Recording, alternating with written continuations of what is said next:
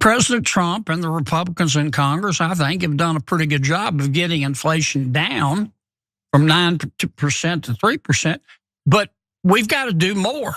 And just telling the American people everything's swell, don't believe your own lying checkbooks is not going to get it. Wow, Republican Senator John Kennedy, all of a sudden concerned about affordability as we get closer and closer to the midterms. In fact, he is begging his own party to do more on the issue of affordability, but he faces one big problem, and that problem is named President Donald Trump, who couldn't care less. So we'll get to him in just a moment, but before we do, a little more from Senator Kennedy.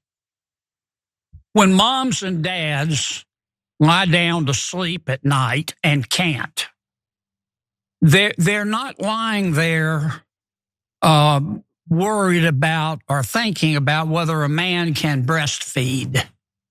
They're worried about the cost of living. What I would do if I were king for a day, I would, and running the Senate, I'm not, I would bring through reconciliation, if we have to, every single bill I could think of to lower the cost of living in America. John Thune is a good friend of mine.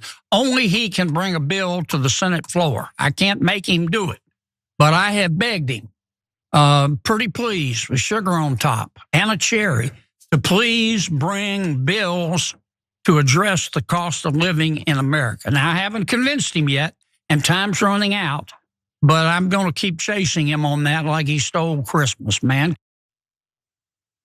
Yeah, I don't really care about your cat fight with Thune. I want specifics on what kind of legislation you'd like to pass that would tackle affordability.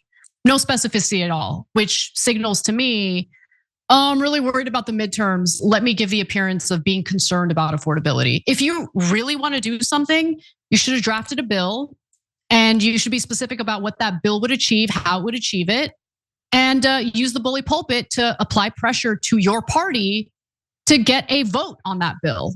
Otherwise, this is nothing but theater. Anyway, I'll continue though. So here's a proposal that he has put together.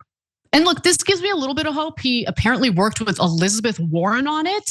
So maybe we'll get a little bit of specificity. Maybe it's something that we'll like. But I'm trying to get you guys to stop buying political theater as governance or politicians actually springing into action on your behalf. We need to see results. We need to see action. So let's hear what he has to say about that and judge whether the policy makes sense. We give, I don't know, billions, I think $3 to $4 billion a year, maybe more, to the cities every year in America. They're called Community Development Block Grants. They come through HUD. This is free money, not a lot of strings attached. The cities can spend it how they want. What Elizabeth and I want to do is turn to the cities and say, here's the deal. Every single city has to increase housing starts every year by, let's say, 3%. I'd like to go 5%. Every year, you've got to increase housing starts. We don't care how you do it. We're not going to tell you how to do your job. Now, if you do that, we're going to reward you. We're going to give you extra CDBG money. And you say, well, where's that money coming from? And then we tell them, well, here's the bad news. If you don't do it, you don't have to. But we're going to take away proportionally your CDBG money. I will allow it. I will allow it.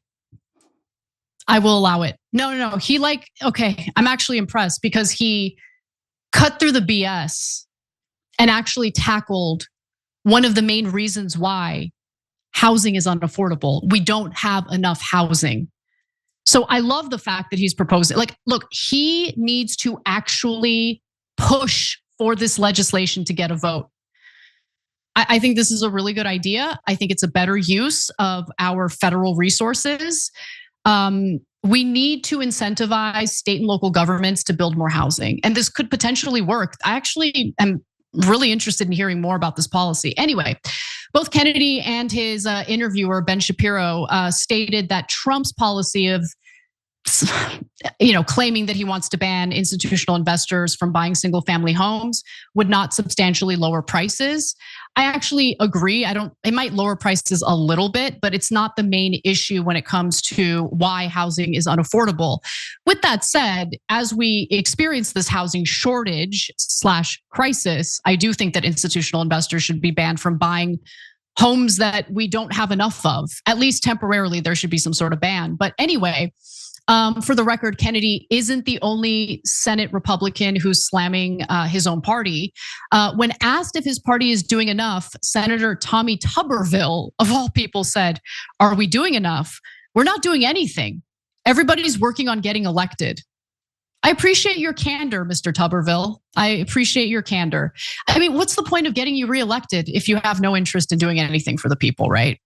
And as I've mentioned earlier, Trump has already made it abundantly clear that he has no interest in passing any more legislation in his second term. He's already gotten what he wants, and those were massive tax cuts for himself, his buddies, and corporations. Every time you ring the bell below, an angel gets his wings.